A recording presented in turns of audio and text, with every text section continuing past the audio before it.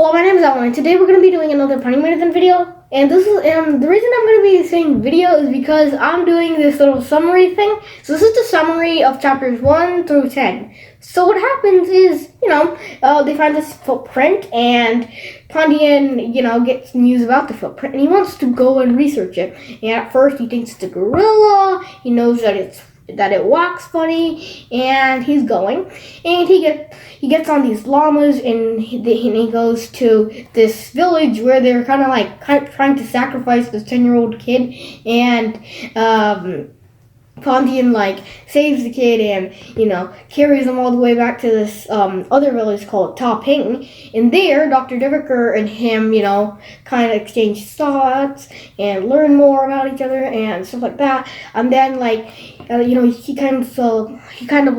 he kind of learns more about that village. They kind of talk about that village. How that central fire that burns with the deodar trees, and how they ward off the wolves. That was really cool. And then they were kind of just exchanging thoughts, and then Dr. Diwaker explains why those houses are like little pots, because if the wind hits, the wind won't really do anything to it. It's really cool. And then Kim gets up and he goes, Monkey Man, and they ask more about that, and they get more of a picture of how this Pani Manithan, this Yeti might have looked. And after that, Dr. Diwaker and him and Kim, the kid, and they just try to make this plan so that they can get up to the mountains. And this was chapters 1 through 10. I hope you liked that particular set of chapters. Now we'll continue the story with chapter 11. Chapter 11, what happens is it's the morning now, and they all get up, and they want to plot a course to get to the mountain, because you need to know the route to get to the place. You need to know how to get there. You need to know where you want to go. And then so they're plotting this map, Pandian and Dr. Diwaker, and so there's these red arrows that point to when they were the places where the footprints were found going near the village, and there were green arrows that were pointing to this other place, and they were supposed to be the footprints going from this village.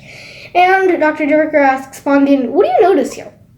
And Pandian goes, well, what I notice here is that the red arrows are coming to the village, and the green arrows are going from the village, but they all kind of start and end at the same little area away from the village. And I think that's where the Yeti is. And Dr. Diwaker goes, yes, you're correct. And then, they load up this car thing that Dr. Diwaker made, because they can't use llamas because the llamas would die. But the car is made out of aluminum, so it's not as heavy, but it is pretty strong. And they load it up with their things, and they get Kim. Now, Kim isn't in his bed anymore. He's actually doing some work. He's helping out. He's carrying water here and there. He's lifting these huge trees to burn at that little fire pit thing. And so they load up their car with things, and then they are going, and slowly but steadily they start noticing that there's not much dirt anymore. There's not much dirt on the ground anymore. It becomes more and more snowy. And then at one point they're in this little crevice place, and they want to get to the other side, and there's these boulders. Dr. Diwaker takes out this little tube thing, and he fires it like a gun, and there's this little arrow that comes out of this, and this arrow has a string attached to it, and it lands on one of the boulders. And Dr. Diwaker says, well, Kim, get on, because this is how we're gonna get there, or get to the other side. But also, I want to make sure something, because because when we were coming here, I've been looking at the boulders here, and all of the boulders seem to have some kind of split in them, and you don't weigh that much, so you get on first, because if it does break, even if the boulder can't hold you, you could probably get there.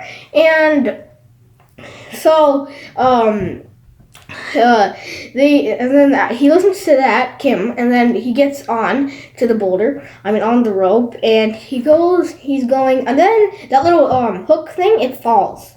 it falls, and Pandian at first just yells, "Kim!" And Kim, he doesn't really care. He's like glued to the boulder where he was supposed to be. And from there, Dr. Diwaker launched another one of those little arrow things, the hooks. And then Kim himself actually secured that hook.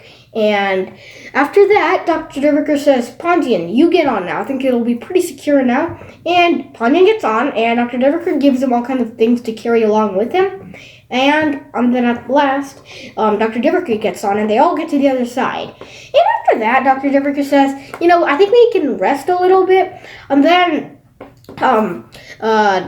Kim sits down and starts doing this yoga thing where he goes like that, and Pandian goes, "What are you doing?" And he goes, "Yoga. My dad taught me this, and we've been doing it." And Dr. Diwaker explains, "Well, this is the reason why most people here are very strong and they can get up to the mountains and stuff." So, that was chapter 11. I hope you liked it. We'll see you again. Bye.